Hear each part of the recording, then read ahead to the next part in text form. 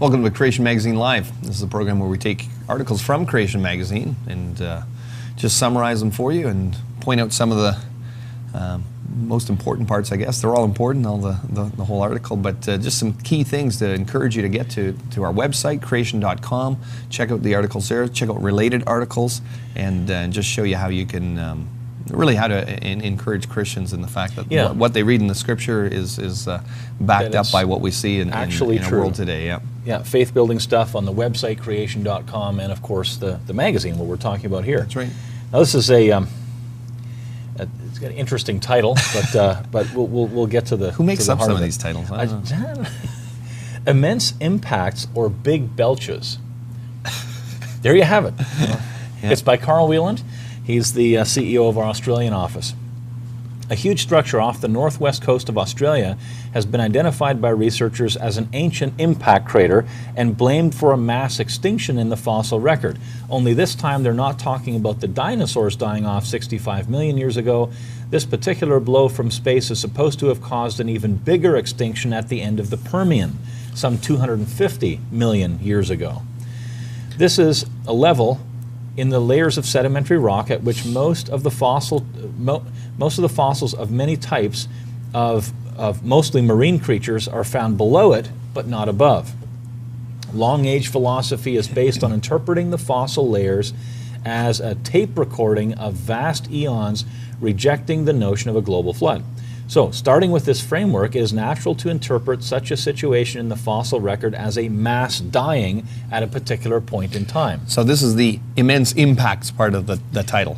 Exactly. Right? We've all heard about this. This something where a meteor hits the Earth, and that typically they're talking about dinosaurs, right? That's what wiped out the dinosaurs. That's why they're gone, and so an on. immense impact. Yeah. And we'll get to the big burps in a while here, but accepting the biblical flood record, on the other hand, gives a very different story. These marine creatures, and many others not around today, certainly did die out en masse in a huge hydraulic / volcanic / tectonic cataclysm of Noah's day. The fact that they are not found above a certain sedimentary level would point to the physical / ecological realities of the event, not a significant separation of time. Same facts, different story. Right. And again, that's a very common flavor in understanding the creation-evolution issue. Right. It's the same facts. We're not denying any fact that an evolutionist scientist comes up with. We're making the same observations. Same observations, same facts, but different interpretation, different story, as Carl has said here. Many people are now aware that an impact killed the dinosaurs. That's common knowledge. And the evidence of this alleged culprit left behind, namely a crater called Chicxulub on Mexico's Yucatán Peninsula. So some might argue that having two such large smoking gun craters correlating with mass dyings is strong support for the long-age framework, the millions and billions of years. However, before anyone gets too carried away, it's worth briefly revisiting the history of the dinosaurs died from an impact theory. And then there's a number of points in the article here.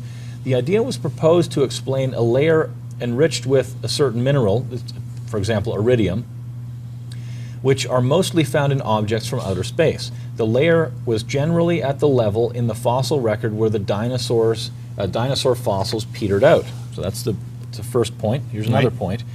Others pointed out that volcanism could explain all the features blamed on an impact, and found evidence of massive volcanism at the same time, the evolutionary time, the Deccan Traps of India.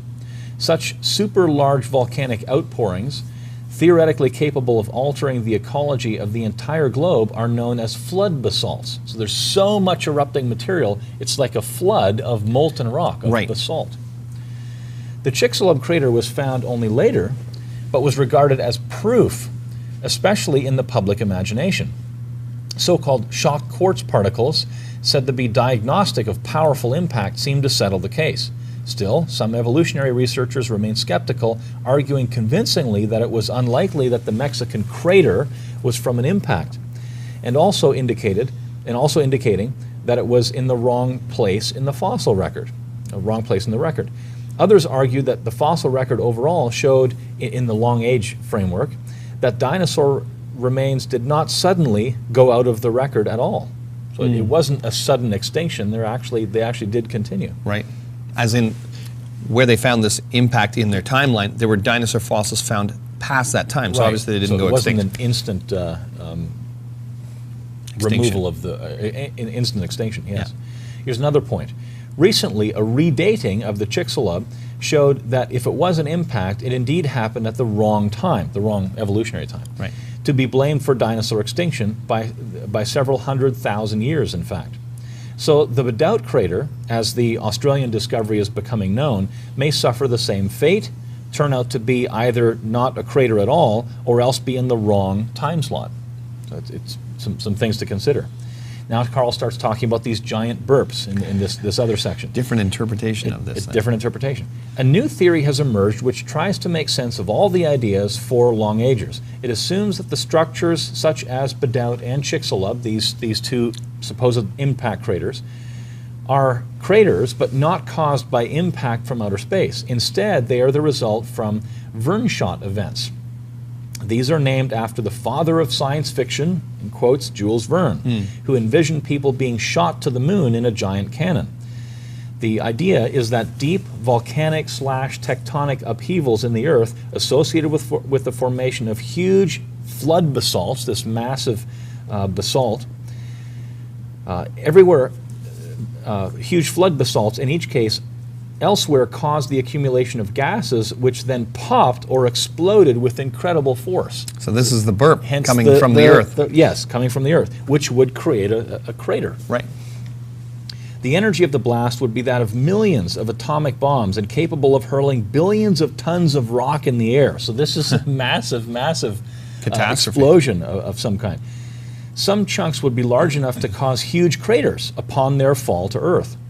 So in this idea, the Verneshot explosion causes the layers of dust enriched in minerals and would also spray shot quartz far and wide. The initial shot, as well as the subsidiary impacts in other parts of the globe, as the larger chunks hit the Earth with huge force, would contribute to the climate disruptions blamed for mass extinction. So it's just interesting how you've got this data, and everybody, especially the public, believes that this is a result of an impact crater. I still see that all the time. Just in they're talking about a dinosaur show or something like that on TV. Oh, the extinction, the meteor extinction. It's still common, whether the scientists have changed their mind or not, right? It's a public perception. There's a huge difference, isn't there, between what the scientists are discovering and how the evolutionary history of the Earth is changing based on the scientific discoveries. Right. And public perception. Yeah. Public perception often lags far behind what the scientists are discovering. And we see that Neanderthal, for example. The evolutionary scientists have known for years that Neanderthal was human. Yeah. And yet the public perception of that is... Right, because when you go to see a movie like Night at the Museum, a popular movie, again, they just depict them as these, cave people and so on. Yeah. So here's another explanation for this. It's not absolutely the dinosaurs died from a massive impact. Right, and this is what we're telling people all the time. If you're banking on what secular scientific interpretations of data are, and you're saying, well, I got to change my theology because of that, that's a very dangerous thing for a scientist for a Christian to do. Yeah. Because if you're marrying your theology to secular interpretations of science, we've seen it where people get a divorce, so to speak, and give it up because of that. Yes.